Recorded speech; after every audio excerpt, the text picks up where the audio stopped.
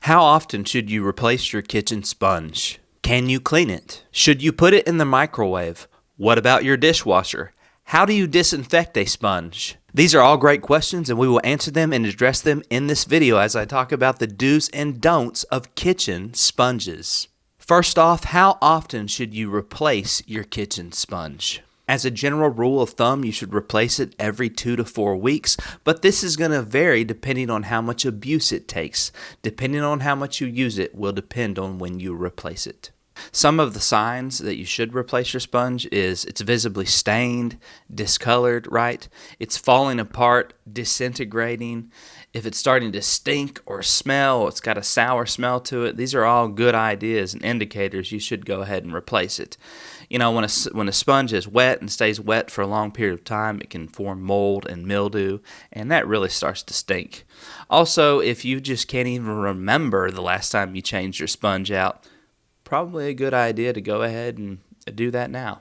What about how to make a sponge last longer? It's important to make sure that you keep your sponge in a well-ventilated area, always. Don't leave your sponge in the bottom of your sink soaking wet, or don't stuff it into a cleaning caddy and then stick it up underneath the cabinet. Sponges are like fabrics. They need ventilation, they need airflow, and so if they stay wet and damp, they're going to start to develop that mold and mildew like I was telling you, and then it's going to stink. You're going to need to replace it. Also, when you're using your sponge, make sure you're using the correct cleaning product and you're allowing that cleaning product to dwell on that item, loosen up the material, the soil, so that it's easy to clean, so you don't got to scrub, because if you're scrubbing a whole lot, it's going to wear your sponge out faster. So allow your cleaning product to do the cleaning for you, and then your sponge just kind of to mildly scrub and wipe off, and that will help it to last longer as well. What about how to clean your sponge? How to sanitize your sponge? It's common for people to want to disinfect or sanitize their sponges,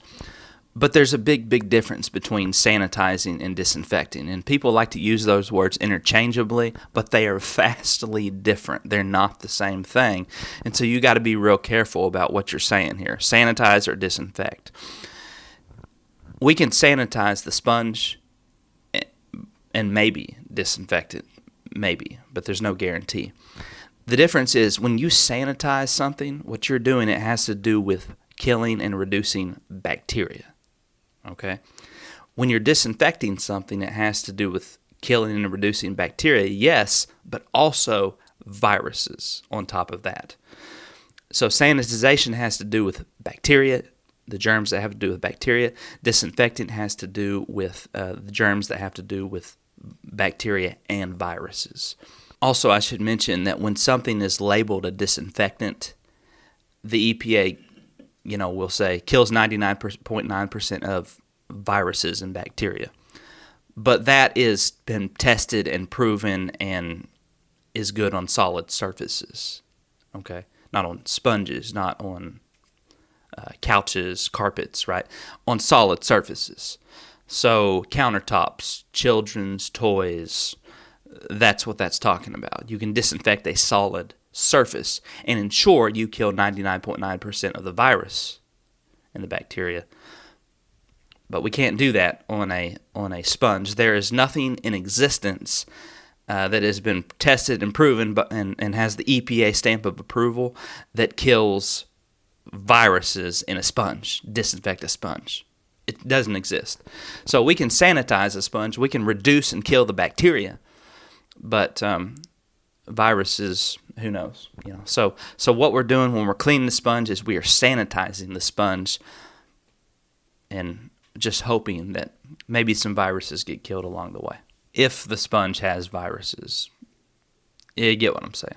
That being said, I'm going to give you 4 ways to sanitize your sponge, clean your sponge, and you just do whatever works for you. All 4 of these methods have been proven to reduce bacteria. Number 1 would be putting it in the microwave. But before you zap it, make sure that your sponge doesn't contain any metallic material, and make sure it doesn't have any plastic attached to it. Make sure it's not one of these sponges. It's a handle. It's plastic, and you use it for the dishes. You put the soap in the handle, and the soap comes out, and you can clean the dishes. Make sure it's not one of those. Make sure it's just a sponge all by itself. Then you want to soak the sponge in water. Make sure the sponge is not dry, because if the sponge is dry, it can catch on fire. So make sure the sponge is saturated in water. Place it in a microwavable safe bowl and put it on high for 1 minute. Then you pull it out and you're going to let it cool and let it dry for 10 to 15 minutes. Squeeze out the excess moisture, let it dry, and you're good to go. The second way to sanitize your sponge is to put it in the dishwasher. Same philosophy as the microwave here. You're using heat. So you're going to take your sponge, put it in the top rack in the dishwasher, and then just run it with your dishes. Run it on the longest and hottest cycle. Third method to clean your sponge would be to let it soak in vinegar. So how do you do it? Well, get you a bowl, pour some full strength vinegar. You're not going to dilute it. Just pour all the vinegar in a bowl, a cup, 3/4 cup. Let the sponge saturate and soak in that vinegar for 5 minutes. And then you're going to rinse it and you'll be done. And then the fourth way to sanitize, clean your sponge, is to soak it in bleach. Bleach works even better than vinegar. When it comes to disinfecting, if you want to disinfect something, if you want to give it that shot that it's going to kill viruses or whatever, let's give it a good go. Bleach, you can't go wrong with bleach. So soak the sponge in bleach, although I'd probably dilute it. Do maybe 1 part bleach to 10 parts water. Soak it in there for 10 minutes and then rinse it out. You're good to go.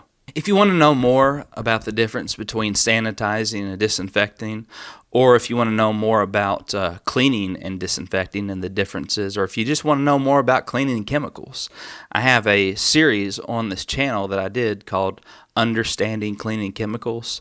It's a playlist here on the channel. I'll leave a link to that in the video description box down below. I'll also leave a link to the video where I talked about the difference in sanitizing and disinfecting. If you want to learn more, if you want a little bit more thorough information than what I gave in this video, those links will be there for you.